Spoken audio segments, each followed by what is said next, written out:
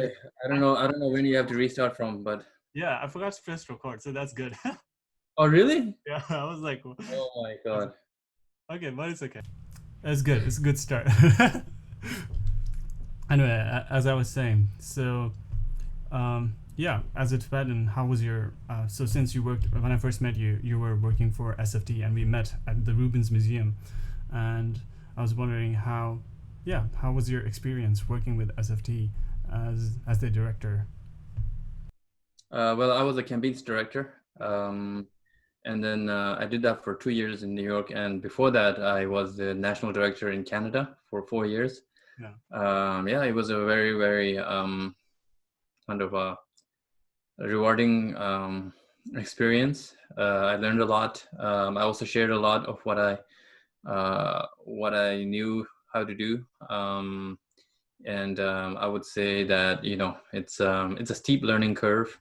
mm, You just do so many things. You take on so many things, and that's the reality of, I think, a lot of grassroots organizations is you don't have the luxury of like hiring someone for every specialty. You yeah, either learn it yourself or you just get it donated, right? yeah, And so yeah, knowing that reality, I took on so many different positions in terms of sometimes being an event organizer, sometimes doing the fundraising, sometimes speaking, sometimes coordinating actions, a lot of things. And yeah, I would say it's hard to capture all those years of involvement, and there are people who are still doing that work, and people who have done much more years than me. So yeah, I think they would say the same thing. It's hard to capture in a short sentence, but I would say it's been a very, very rewarding experience. yeah. Because I also think that being doing that kind of job, you kind of see the extremes of Tibetan suffering, I guess, in some sort. Do you think so? Yeah, yeah. So I guess that's an interesting thing that you brought up. It's you learn to deal with it without being taken, kind of, what do you call it? Without being affected by it too hard. Yeah, I don't know if that makes sense, because you have to do the job. yeah. It's so It's a bad. job as well, but it's personal as well at the same time. It is. So like, let's say when the self-immolations were happening, right? Yeah, That was heartbreaking. It's heartbreaking. that's I true. remember when we were making all these placards, and every week we were adding more names, adding more pictures to the placards, Yeah, and there's all young faces.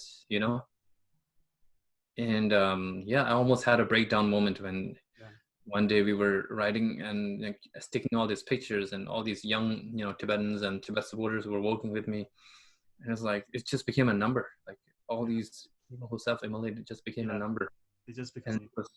it was pretty crazy. But I think I'm glad that I was able to shed it, kind of emotionally, because you still have to do this job. Yeah, You can't be affected so emotionally that you can't do the job, because then that's a disservice to yeah, all the other Tibetans who are fighting inside Tibet. You yeah, can't be affected so emotionally that you get burned out, or that you yeah, stop doing what you're doing. So you have to learn to take it in stride, and those are one of the things. yeah. Thank you, thank you for sharing that. And yeah, it's very important because I could, I don't know if I could handle that because it's part of your identity, and we are Tibetans, and seeing, I guess, your brothers, I guess, and seeing them die and become a statistic, and then Yeah, it is. I think people have different reactions to it. yeah, I always used to say, like, it's like whenever we're speaking in public or giving speeches and stuff, that you have to represent the absolute emotion yeah, when it is necessary of the Tibetan struggle. yeah, And it's not like a monotonous voice. It's not like 150 Tibetans. yeah, It's so much pain, and there's so much anger, and there's so much resistance. Also, there's so much resilience and so much life inside the Tibetan struggle, yeah, that you must represent it when you are speaking on behalf of that struggle, or when you're speaking, becoming a sort of a portal, right? yeah, In marches or anything. Yeah. So in that way, I think it's a good way to channel that emotion. Yeah. But I think if you let that emotion take over you, then Yeah. yeah, I think it's not sustainable. Using that emotion to, I guess, to move forward in life, to help you yourself, and then move forward, and then try to help your community in the same. Try to help your community. I think that's the best way to put it, I guess. Yeah, yeah. To use it to help your community, to help the cause. I want to move to like, because I think we grew up in the same town. You grew up in Boulder, and I grew up in Boulder as well. So I've always, and when I was growing up in Boulder around 2006, there was a Maoist revolution, and I was wondering where you were at that time. At that time. 2006, I was already in Canada because we moved to Canada in 2001. Oh, But I remember the insurgencies. I remember when it was kind of reaching a really critical stage. And I think that was just before the royal family was massacred or so. Okay, let's move on to that. Let's move on to when the royal family was There's been a lot of things happening. Yeah, I think. Yeah, the royal massacre, the Maoist insurgency, the huge civil war that we didn't experience, and I think a lot of people in Kathmandu didn't experience because it was mostly in the outskirts, right? Yeah. But also the 2011 to the 2001 September 11 attacks, that was huge. You were in Canada, right? At that time, I was in Nepal, September. So, yeah, I was in Nepal. I was just about to move. Yeah, for sure, it did. The royal massacre was one of the biggest reasons that I would say our mother decided that she needs to move out because her so her logic and reasoning for moving out at that time after the royal massacre was very straightforward. That if the royal family is not safe, if they can be massacred overnight in such a way, like who are we? Like we are not safe at all. My mother says at that time already Tibetan refugees were having a harder and harder time in Nepal. Yeah, I think my mother was saying the same thing. What do you think? How was it difficult? Because you were living in the Boulder area. How was it difficult for you, especially how old were you when you left for Canada? I think we were 15. I mean, sorry, I was 15, around that age. Yeah. Okay, so you spent most of your childhood in Boulder. So how 14. was it? Yeah, 14 years, right? So how was it? Was it how would you say? How would you describe that experience? Because all of my experience growing up in Nepal. Yeah. Yeah, I really loved Nepal. Growing up there, I think it's different. You can't compare your experiences. Especially when you childhood, two different places. Each has its own pros and cons. And in Nepal, as much as you kind of are not necessarily a citizen of the country, or you're not a Nepali as per the government's regulations, there was never a feeling that you were lesser, from the ordinary locals. Like the locals never treated you as less. And there was no, I didn't feel any discrimination at the time, so. But I mean, I have only lived till I was 14. I still had a whole lot of things to experience, which maybe other people have experienced. But from my understanding, it felt a lot like home. It's a very peaceful place, for the most part. Yeah. But yeah, let's.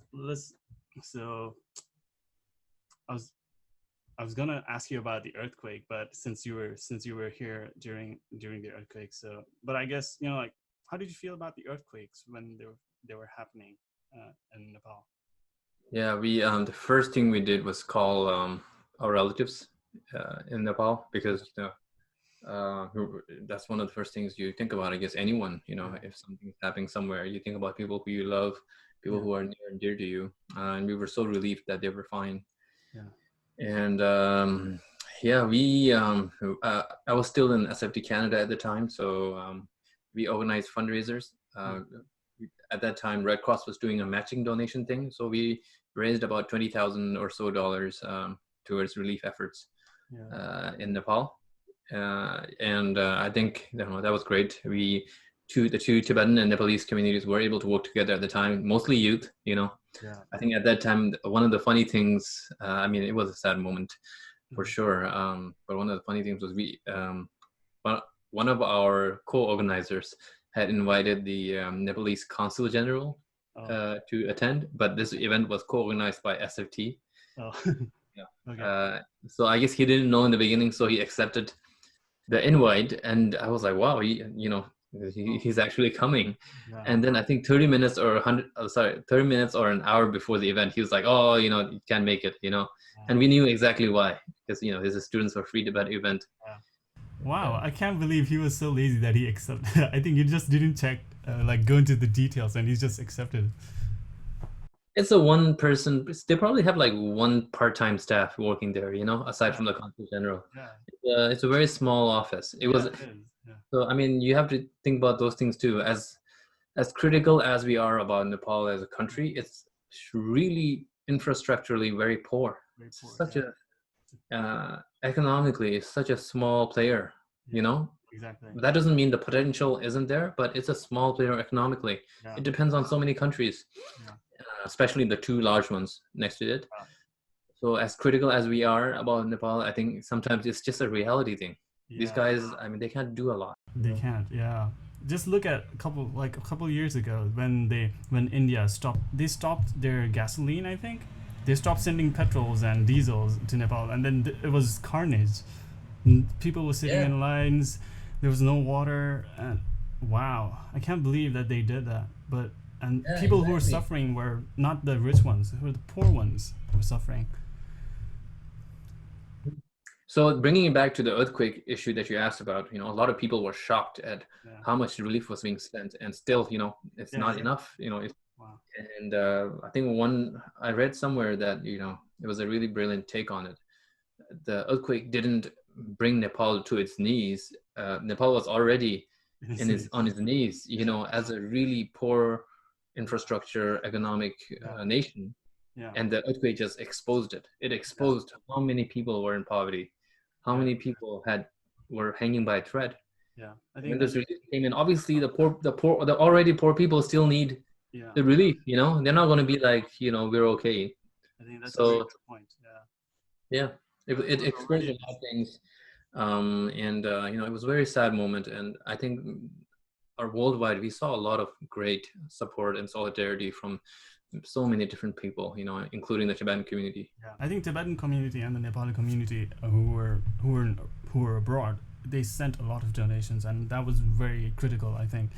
And still, because there was so much corruption, there was still filtering of those, funds, and there was still being people were still not getting things, and that was I was there at that time, and there were these rumors that people were taking the aids out of the funding, and then they were actually selling the kits. They're not supposed to sell those aids, but they were actually selling them. But they were actually supposed to give them for free.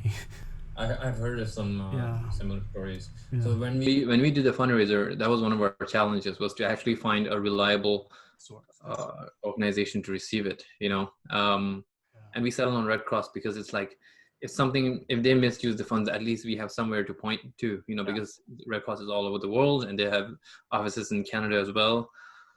I don't know. I mean, maybe it paid off salaries of staff here. I don't know. Like, how do you? Yeah. I hope it helped. That was our hope. I would love to think that it did, and I think, despite all the losses during that time, I hope it'll come out stronger, because there is some progress that is being made, and I hope for my heart, since we were born there, and I hope things will become better, and it'll continue to grow, and I hope something good will happen, but I think it's our responsibility, I guess, to go back someday and try to do something about it. But sure. So let's move on to something a little bit different. Okay, what do you think about Tibetan myths? Have you heard of any Tibetan stories, myths that like your father or your grandfather told you? Yeah, I thought about this question when you sent them to me, and Yeah. Tibetan history is huge on myths, you know. Yeah. I mean, back from I don't know if you went. Did you go to a Tibetan school when you were younger? So I went to hymns. Oh, okay. I mean, so they had Tibetan courses, right? Have Tibetan courses, but it was not So as Tibetan courses included little excerpts on history and stuff. yeah. And one of the things I think every Tibetan student who has gone through that kind of a Yeah. those grades, like I think grades 1 through 5 or something like that, remembers the story of Alang Dharma, Mhm. which I feel is like riddled with myths. Okay, go So on. much mythology. The guy had a horn, and he was like the destroyer of everything that was spiritual and religious, and if scientifically speaking or biologically speaking, if he actually had a horn and he had a deformity that caused him to have such a problem, Yeah. to speak about that in such a way, isn't that discrimination? To say that he was the devil or whatever the hell, or even to associate a bull with negativity, that's just. I guess. Anyway, so that's one of the myths that you grow up reading, but Yeah. apparently it's also part of history, so it's kind of you know uh, so that's one, right? You're asking about myths. Another one, I would say, is the myth of our origin. I think that's also taught in Tibetan classes between, I think, those grades. Yeah. The union of the monkey and the ogress, Yeah. or the demoness, or whatever.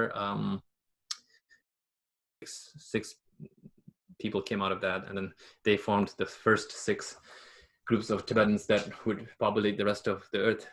So those, you think about those as a rational person now, and It seems pretty bizarre, right? it's bizarre. But I think one interesting thing is I always try to rationalize Yeah. or see what's the metaphor and what's actually to be taken word for word. Yeah. So maybe now we read about Denisovans, the Tibetan genes. Yeah. You know about Denisovans, how we had genes that help us live and survive high altitudes. Oh, I didn't know that. Come on, go ahead. Tell Yeah, me. so it's a part of our scientific study, and they basically found that all Tibetans had these genes that allowed them to process, I think, oxygen better in higher altitudes because there's less oxygen. And they're saying that is because we in the Tibetan, there was a big intermingling, or a union with Denisovans, which was a specific species of humanoid apes, I think, and that allowed us to get their genes. So at some point there was a monkey, I guess. involved. Yeah. I mean, we came from monkeys too. Yeah.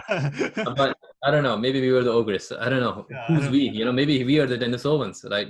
Whose side do you take? Anyways, what I'm saying is that's an interesting way to take on that myth, Yeah. that metaphor.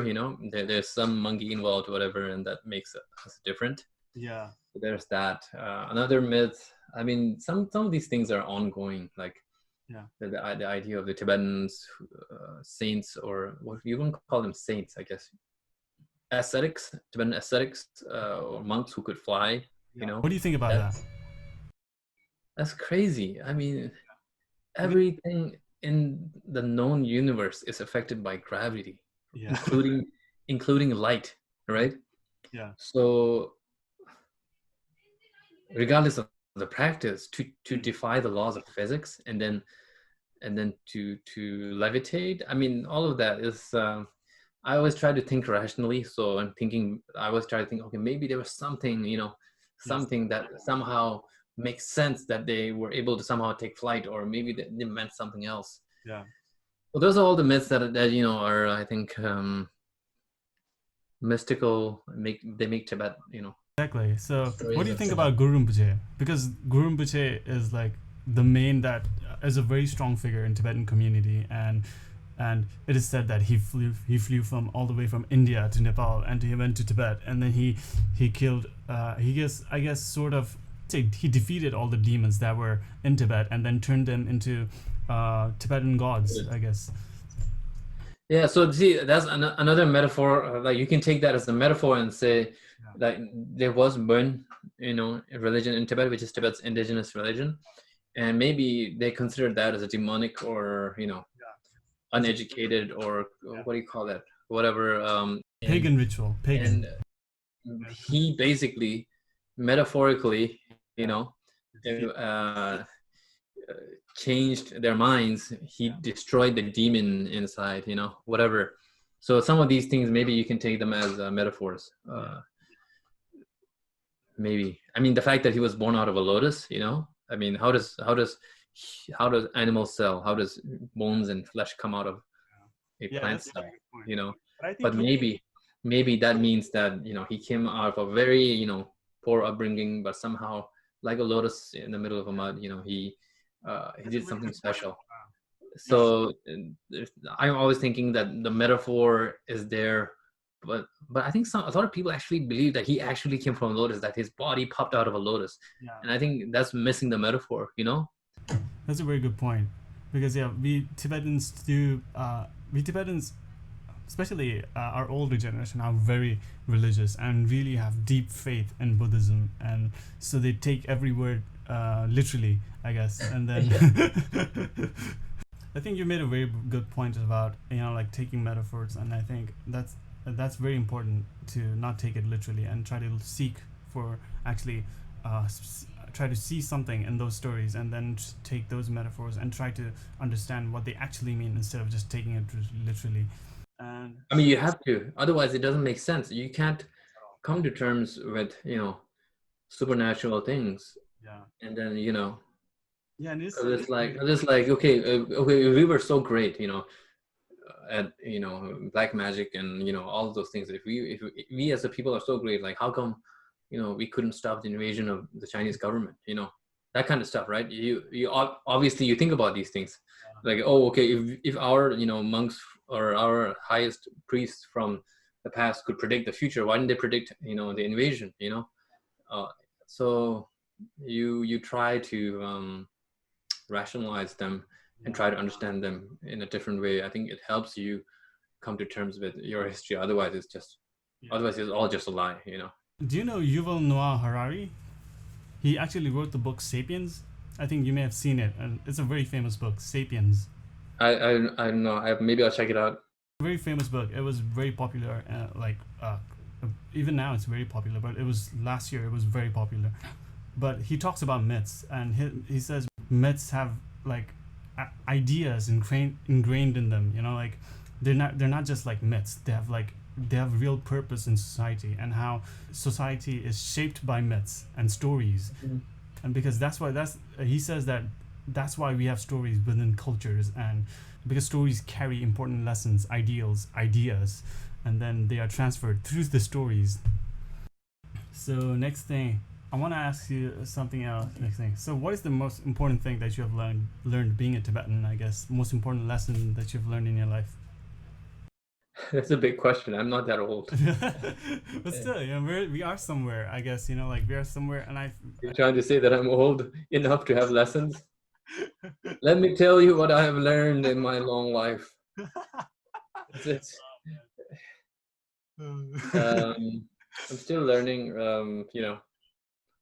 I think it's hard for me to say something definitive and say like this is the lesson that I've learned, and then find out like a few years from now or maybe even tomorrow that yeah, it's always that changing. I was completely off. Um, That's what I I love. don't know. I would say that these it's a learning process, and to constantly reshape your thinking is very important, and also allow others to learn too, allow others to have that lesson too.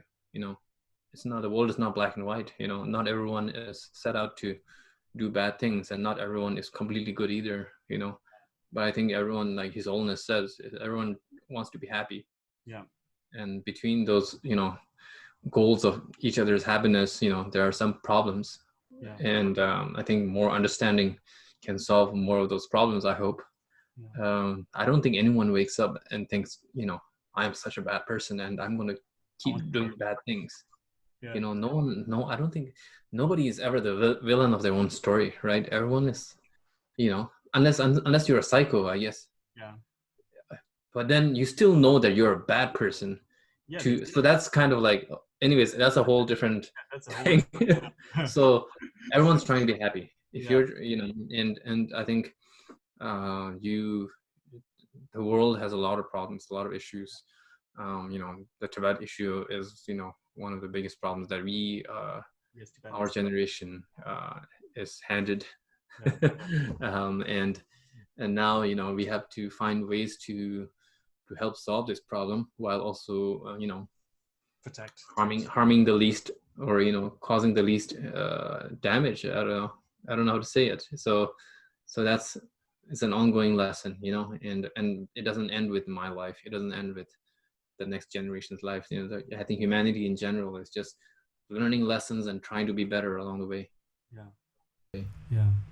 So I'm very glad you brought up Tibet again, because I wanted to ask you something. Because last time when we are out in a bar and you talked to me about Tibetan language and how like we didn't have any spaces. If we want to find a word, we had to just read all of the read everything that's in the page, and then and then we would find the word. You know what I mean? Yeah, the actual the structure of the Tibetan Yeah. writing. Yeah. Yeah, it's just lines of text. You open a Tibetan page Yeah. or Tibetan book, it's just lines of text. Yeah. Exactly. Nothing will pop out at you. Yeah. Just kikus and shamchus and, you know, talks. And Exactly. then you have to actually look for, Yeah. and then be like, oh, that's a word, right? Those are little few limitations I saw. Yeah. Because So keep going. yeah, I was saying that Tibetan language is very difficult, and it's not just for us. I think it's from a linguistic standpoint as well. It's very difficult. I've heard some. I've from the research I have done by watching a lot of YouTube videos. I'll say that, you know, like people, yeah, about Tibetan language, about like they talk about like Tibetan language being very difficult because of the way things are spelled, and because that comes from Sanskrit. And what do you think? Do you think like it would be better if Tibetan language sort of like this is the good time for Tibetan language to evolve? I guess I know you're not an expert, but I think your opinion would be like really good, you know, like because I think this is an important discussion that we might as want a to have. consumer. Yeah, as a Tibetan, yeah, exactly, because there are not a lot of people who are consuming Tibetan language, and I think Tibetan language needs to move forward in some way. I don't consume it as much, I Exactly. guess. I don't know who consumes Tibetan language on a daily basis. I don't think anyone. I don't know if Grandmother who watches. folks in my family do. I mean, they read texts, you know, the religious texts, but I don't think that's consumption. That's just recitation. Yeah, recitation. Recitation is different from consumption, because it's like looking at food versus eating it, you know. And I think Tibetan language, there's a lot of recitation, you know, culturally in our communities. I think actual consumption is very rare. Like you never meet, like, when was the last time someone gave you, like, you know, a little Tibetan book and said, like, hey, check this out, I love this author, you know? Like, do you remember? Has that ever happened to you? No. And I don't, not only to me, but I haven't seen, you know, other Tibetans interacting in this way, you know? Like who is like a famous Tibetan author that's, you know, well known and, like, you know, young and tackling a lot of critical subjects. Yeah. I'm not saying they don't exist. They exist, but it's not at a mass media level. It's not at a consumption level that it should be, in order for it to go forward and continue to survive through the next few generations. You know, and we need to come up with a way to do that. We need to find a way to make it more consumable, less what do you call it? Less constricted. Because right now, like, I think most Tibetans who are actually consuming and actually doing a lot of work on this are like scholars or specialists, you know, specialist scholars, monastic communities, you know, they consume it, you know, and then they like, you know, there's a small community maybe that writes a lot and only writes in Tibetan online and whatever, which is great, but that's not the norm, and it should be the norm, you know. Like exactly. you look at communities like the Korean communities in the West, Yeah. they consume and still normalize on a regular basis their language. Yeah. Um, New one York of the things, community, look at them. And they are always like in, in New York, like Chinese are Chinese people. They don't speak English. I mean, yeah, you have to. I mean, obviously, you should speak, the language to help you wherever you are. But like one time we had a meeting with a very renowned Tibetan, what do you call it? Skip. Yeah, we had a meeting with a renowned Tibetan religious leader who who was still in Tibet. I mean, who was in Tibet, and he had visited Western kind of Tibetan communities, and he said like, why isn't there as much Tibetan writing? Like I see all these businesses and whatever, and it's all in English. Like you go to Chinatown, you see a lot of signs in Chinese. You go anywhere, Koreatown, Japanese town, Yeah. you see their own language, right? Yeah. Why isn't Tibetan writing as big, as vivid, and that points to it. We have not normalized its Yeah. consumption. Yeah. It's become such a little restricted thing that we have to change it. We have to change our the way that we interact with it, Yeah. and it has to be like, I think, systemic. It can't be just like, oh, think about preserving the culture, parents and children think about language, and that's nice. And maybe some people will, like a small percentage Yeah. will work hard to teach Tibetan language, but that's not a working system. You actually need a working system. You need to create some environment for which They can Tibetan find. language learning is Yeah. useful. Like young Tibetans have to find it useful. You Yeah. can't just be like, oh, think about your fatherland or your motherland. That's not enough. Yeah. It's more work. Like imagine, like as a kid going to school from Monday to Friday, and then Sunday you have to go to Tibetan class. Like, Exactly. how boring is that? Other kids are just playing. Saturday and Sunday they have it off, and then you have Saturday and then Sunday you have to go to Tibetan class. Yeah. As enjoyable as you make it doesn't matter, right? You're still making something more of a burden. It shouldn't be. Language should be more flexible. It shouldn't be a burden. It shouldn't be a requirement. It should be something that they engage with love. And I think that's how it should be. Yeah, we have a lot of problems to tackle. Yeah, you brought up a very important point. And just an interesting fact, Tibetan language hasn't changed since 8th century. I heard this, I was doing some research, and I don't know where I found it, but it hasn't changed since 8th century. And English language if you read English language from like 8th century, I know they're different languages, but still I wanted to point out the evolution. If you read this, there's this old English text, which is and it is an epic. It's called Beowulf, and I know this because I studied English literature a little bit. And then you can't read that text and understand, if you know English, you can't understand what's written in that story, because English language has changed so dramatically that you can't make it out anymore. And I just wanted to say that because I wanted to point out the evolution that languages do make, because during that time Latin turned into Spanish, French, and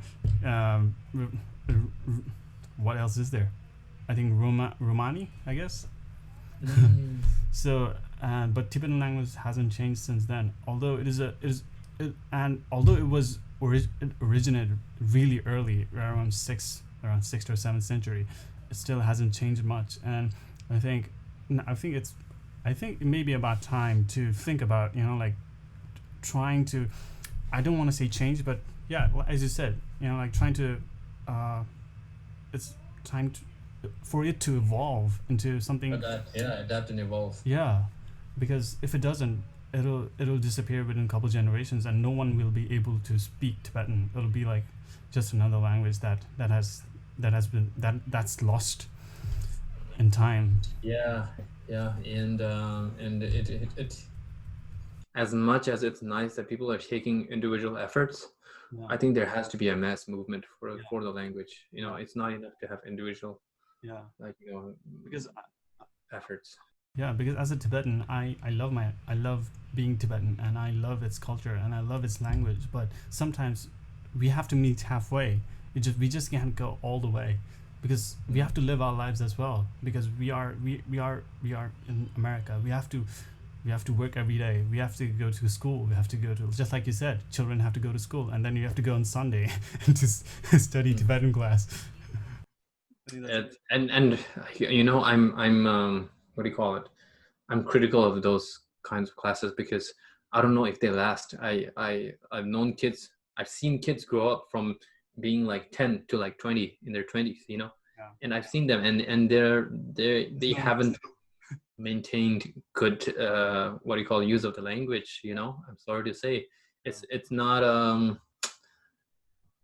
100% effective system. I think it's good. I think it's good to engage them in that way, to get them to know, you know, fellow Tibetan youth. But we need a more effective way of doing this. And one of the ways that I feel actually is much more effective is immersion. When you actually send a kid who's in their, you know, what do you call those ages? Their formative years. And 3 to like 8 or 9, right? Maybe 3 is a bit young. Maybe like, okay, let's say early teens, you know, early teens to like mid-teens. They're still learning a lot. They're still able to adapt, and normalize things. Immersion, you know, I've heard, you probably heard of these too, like kids being sent from the West to India or settlements, or in TCV or Tibetan classes. They stay like, you know, maybe half a year or a year or so, and they have no choice but to adapt. And these kids pick up the language so fast because they have to, you know, they have no choice. And I think those are much more effective ways of really getting people to learn the language than like, you know, like once a week, you know, learning with. It's I don't know if, you know, think that's a very good those point. are effective. I do have. But even still, I mean, those are nice. But even still, I think our larger community around the world needs to come up with ways of really making the language more accessible, flexible, sexy. You know, making it, you know, relevant. You know, like we have these rappers now who rap in Tibetan, right?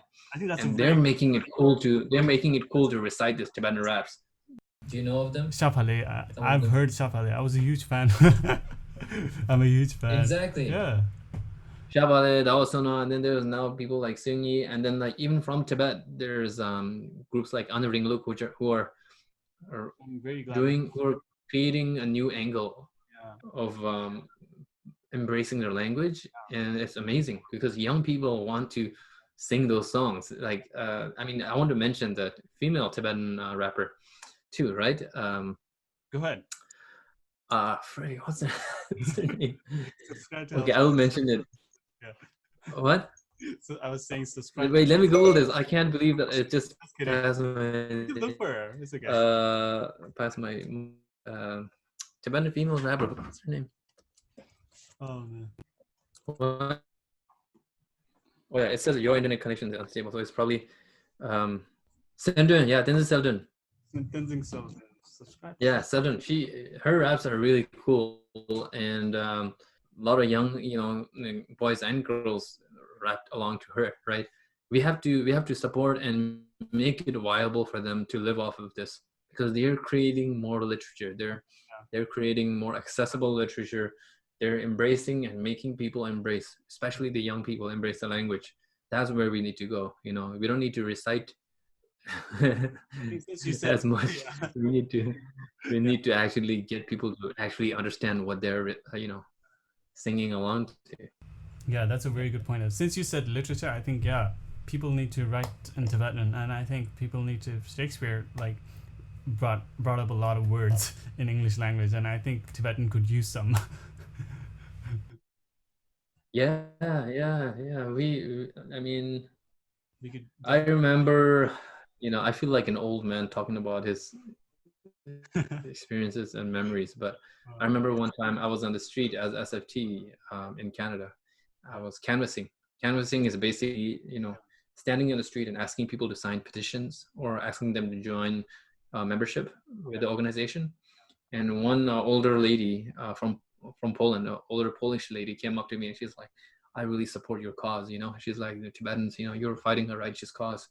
And she said, we the Polish, we suffered, I think she said, more than 100 years or so under occupation. Yeah. And we had a difficult time, but one thing that really brought us back once we were able to get our independence was our language. Because we had a language, we were able to hold on to that identity. And she said, never lose your language. And that was such a moment for me. Like, it's like, it's true. Language is such an important part of our identity that it is rich. And there's all these myths in our history that we can access with our language, and there's truths, and those make us a distinct people, as a distinct community. Yeah, exactly. That's a very good point. You brought out, since you brought out Poland, I think that's a very important point, because Poland was under, I guess, was also at one point under Soviet Union and a similar communist country, and I think they share our pain, I guess, in some way. Yeah, she told me with such solidarity. That was really powerful. I still remember it. It was like many years ago. Yeah, it's been a good talk. I think we discussed a lot of important things about Tibetan's past, Tibetan language, and about Tibetans and what's important to us, our myths. And I think that's a very important discussion that we all must have. And thank you so much for doing this, I guess. Should we call it? Thank you so much, for hosting me. And I really hope there's more conversations like this, in the future, in your podcast and others. The more things that are out there with young minds like yours speaking, I think the better. Thank you. Thanks so much for being here. I want to say how grateful I am, because I was very, I guess, timid, I guess, when I was asking, when I asked you to come, but thank you so much. And I think it means a lot to me personally as well, but I think it will mean a lot to the future generations when they look back at our podcast. I think. Yeah, I hope so. We're old. Yeah, we're not that old. We still have a lot of things to do. 25 years.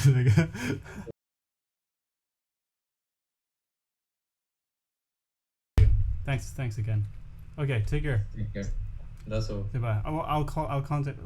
I want to do this again with you someday, and hopefully we can do it again.